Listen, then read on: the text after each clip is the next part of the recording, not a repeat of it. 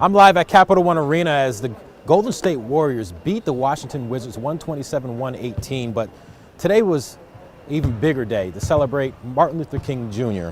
And these players, all the NBA players, wore these shirts that said "Honor King," and on the back of it says, "Now is the time to make justice a reality for all." All the players wore them before the game today as they were warming up before the NBA game.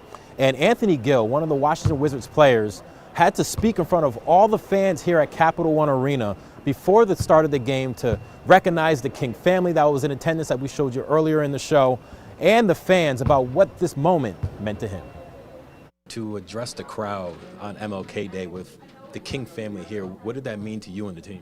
Oh man, it means the world for me. You know, to come from where I come from, you know, growing up in a predominantly all-black community, to see what Dr. King did for my family and many families around me, you know, it just speaks volumes to who he is and what his family represents even to this day.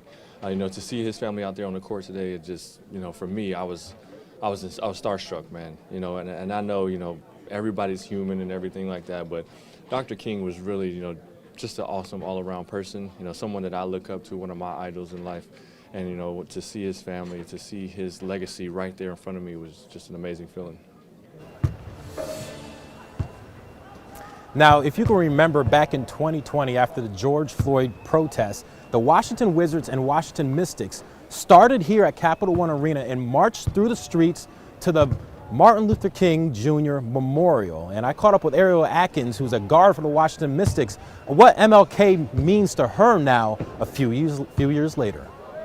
I just think that year as a whole and honestly coming to DC period has just changed my perspective on what it means to fight for justice, and to actually feel some sort of change or feel like you can enact some sort of change. I mean, obviously growing up, you hear about voting, you hear about different things that you can do in your community, but just kind of being in the heart of it and to feel the weight of politics in DC, I mean, it's in the air.